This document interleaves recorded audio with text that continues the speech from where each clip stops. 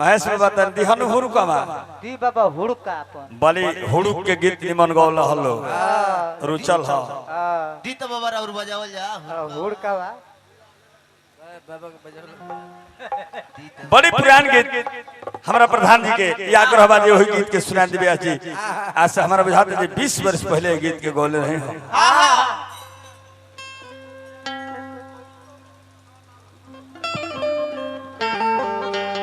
हम अगवा देखो तनी हमारा बदर सिंह जी धनौती अमित सिंह जी धनौती अगवा हमारा कुल ननियोरो के लोग लौकत रहे हम देखो तनी कौन बात रखे बाबुआ एगो परदेसी के औरत कहली जे राजाऊ कहली जे कुल सावन बिता देहलो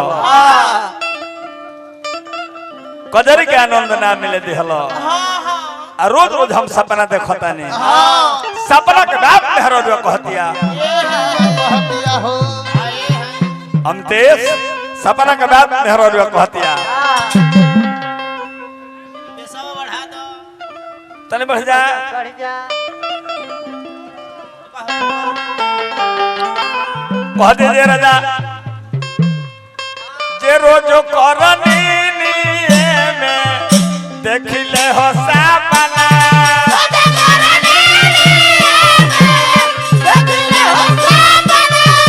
रोज करनी में देखिले हो सपना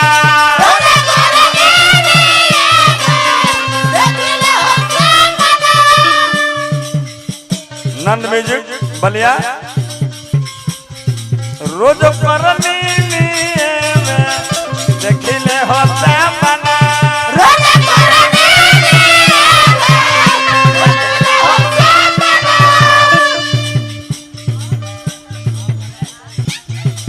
आन के हो धाइले राजा हो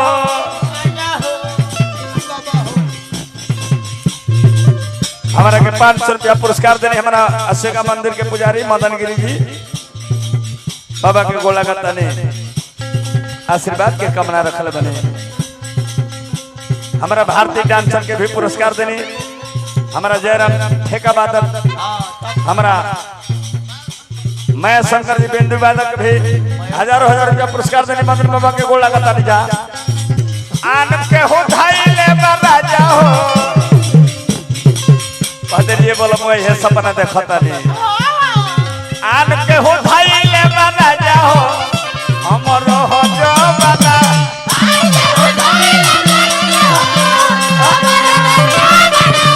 आन के हो धाइले राजा हो हमर हो जो बना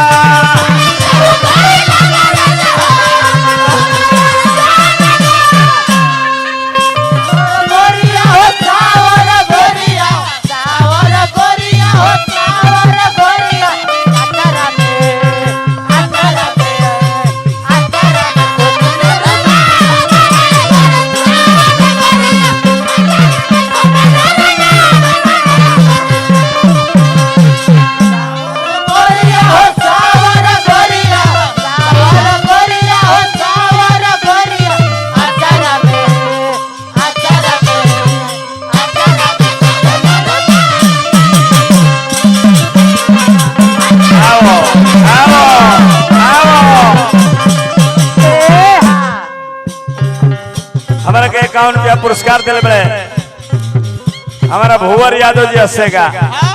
हार्दिक अभिनंदन शुभकामना हेलो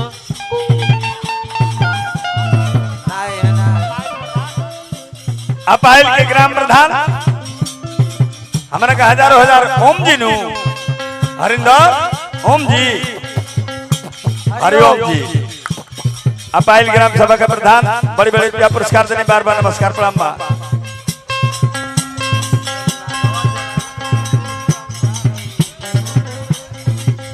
भाई नागवा जनारी के संतोष जी के रिश्तेदार बानी हमारा के बड़ी बड़ी रुपया पुरस्कार देने हार्दिक अभिनंदन शुभकामना बा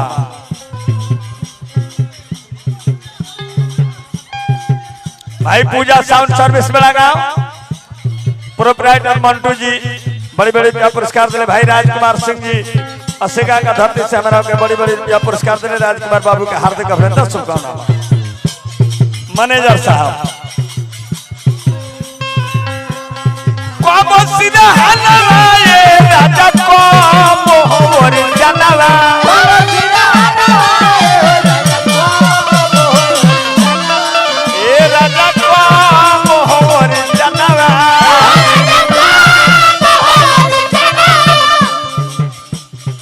होते ब्यास लो नचनिया रखता एकरा बादो लोग नाचे के पड़ता रहो ना जब का नाचत रहे नर्तकी तले कूद गए भार हम ब्यास लोग नचाइले जैसे कमलवास खुद को मैं नाचता नहीं हूँ ब्यास लोगों की मजबूरी हो जाती है हमारे सामने नाचने की उघार उघार दिखाने की हम नचावे वाला मास्टर है नचाइले अब ब्यास लोग की मजबूरी हो जाला हमारा सुझाव नाचे पछिटा खोल के बूढ़ बेला से नाचत रहे कमलवास को हमारा मंदिर के पुजारी हेलो मदन गिरी जी पुरस्कार देनी बाबा कहते जे साक्ष्य प्रमाण बा जे ब्यास आज ले हिल लेना आ कुल ही ब्यास लोग का कुल ही करम करे के करल ब्यास का सुन धोतियो खोले के पड़ जाते पीछे से पछिटा हमारा तो डर लगता है अमित सिंह जब ब्यास लो एक बाद हो सकल जे को लॉन्ग अटेंशन हो जा सुलो हां जी ये बांसा खाली गाड़ल यही खातिर जे हमारा के लोग कटाना लेता ये बांसा गाड़ल लोग का लेबे खातिर ब्यास लोग का लॉन्ग होके के पड़ी ऐसे बांसा के गाड़ी कुछ बात है जो हंसती मिट्टी नहीं हमारी कुछ बात है हम मदारी ना है मदारी वाला लोग को मदारी करवाई ले यही जवाब क्या भावा अगली कहीं में मेहरा को हते जे रजो ए बोला बुआ हो पाला वो ठाक के राजा हो दिया हो बूटा के पाला वो ठाक के राजा हो दिया हो बूटा के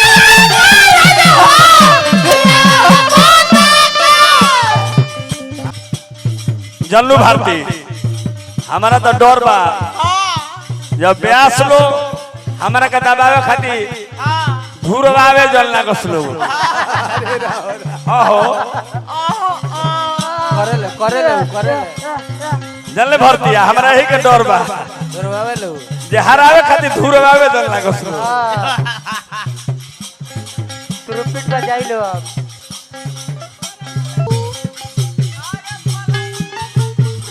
पाला उठा घा के राजा हो तियवा हो बुता के धीरे धीरे ठोकले राजा हो धीरे धीरे ठोकले राजा हो थोड़ी के रे सामना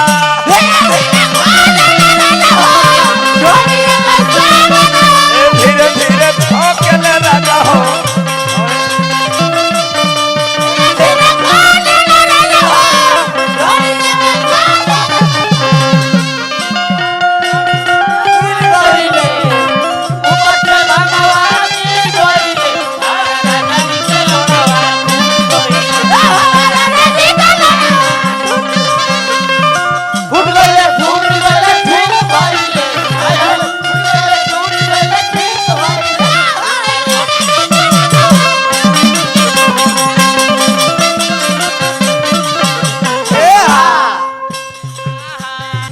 अंतिम कड़ी में है जब भाव आए रजऊ आ जाइए बबुआ हेलो जागे बसुता के राजा हो दिया हमारे बूटा के